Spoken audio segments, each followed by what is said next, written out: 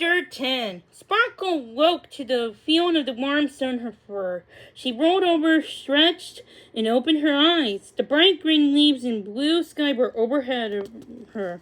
It reminded her that she was still on Hopalong Haven, and it was morning. "Morning, Sleepy Fur!" Twitch said with a wave. He was sitting on a nearby tree stump, nibbling at some kind of pastry. "I went into the burrow this morning to let everybody know where we were. I didn't want them to worry. I grabbed some breakfast in case you were hungry." He held out a plate filled with yummy-looking breakfast treats. "The carrot croissants are my personal favorite. Oh, but you really can't go wrong with any of these." Sparkle stood up, shaking out her arms and legs. She slept doggone hard. Get it? She's a dog? Ugh, that's a terrible pun. "Thank you so much for taking care of everything," she said. She grabbed a croissant and snatched a bite out of it. "Bow! Wow! That was good." Twitch gave an exaggerated bow. "Happy to help, my friend." Sparkle giggled. Suddenly, they could hear paw steps in the distance. They moved closer and closer. This time, she knew where exactly they were coming from. "Good morning!" Flash barked, running out the turns and clapping the palm of her eyes. "Flying fur balls! It's bright out here!" The whole group of pups and bunnies emerged after her, chatting and laughing. Some of them called out hello to Sparkle and Twitch. Some waved, but no one made a big deal out of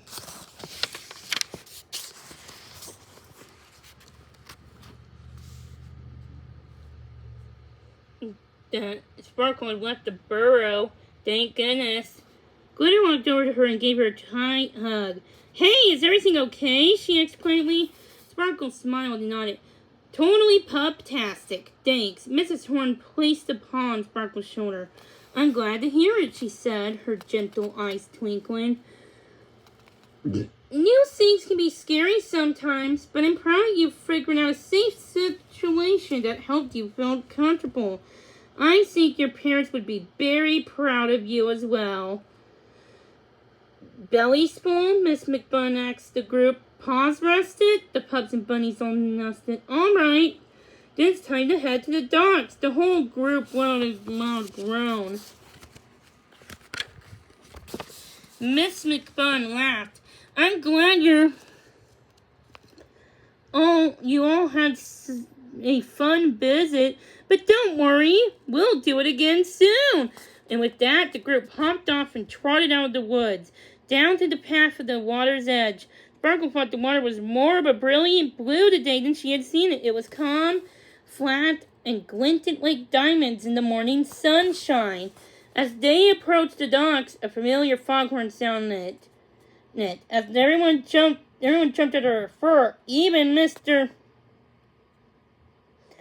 Mrs. Horn.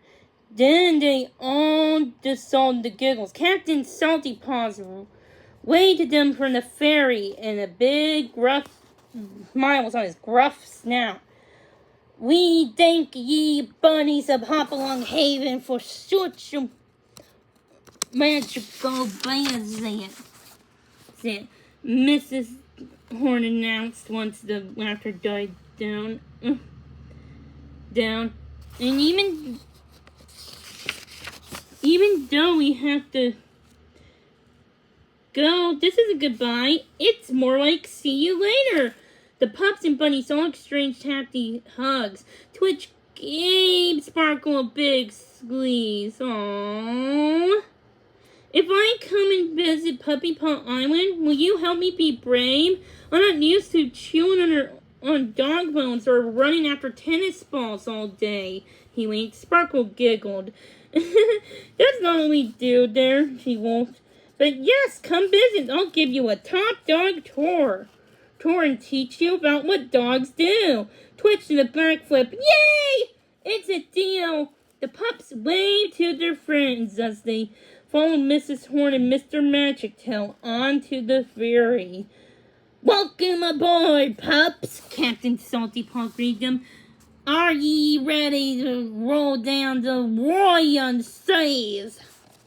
I can't do a pirate voice.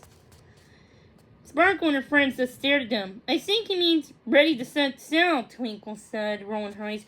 Oh, Flash said. Then, aye, Captain. Captain Salty Paws saluted them and headed for the wheelhouse while they climbed up the upper deck. As the ferry pulled away from the dock, the pups waved their paws as hard as they could at their new friends. The bunnies waved back, calling out farewells. We'll miss you! Come back soon! Don't forget, a carrot a day keeps the doctor away!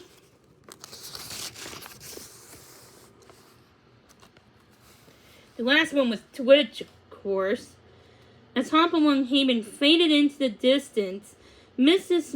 Horn gathered the pups around. We had quite the adventure, she said, smiling at each in turn. I'm very proud of all you. You were all kind and brave. You were all keen on trying new things. Going to a new place for the first time can be scary. Thank you so much for being such wonderful ambassadors to Puppy Paw Island. Glitter squeezed Twinkle's shoulder and Sparkle gave her a wink. I think you all certainly earned these, Mrs. Horn said, opening her paw, revealing a bunch of beautiful golden charms in the shapes of golden carrots. You can add these to your charm bracelet, so that way you'll always remember our friends on Hopalong Haven and what you learned there. The pups all had wide grins on their snouts as Mrs. McHorn attached a charm to each of their bracelets. With Sparkle admired her shine in the morning sunlight. This one would always be extra special to her. The rest of the ferry ride seemed to go by the twitch of a tail. They sang songs, practiced magic lessons, and told stories about their favorite parts of Hopalong Haven. Before long, a bark rose through the air. Land ho!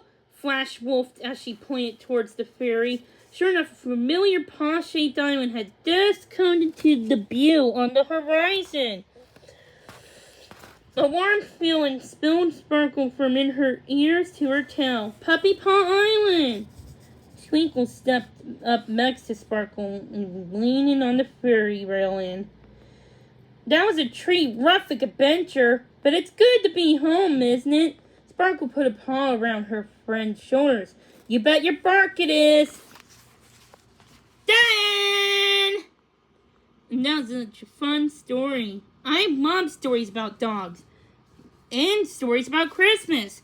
So, which reminds me, why not have a story both about dogs and Christmas? Because the Santa Paws 2 read-along is coming November 22nd.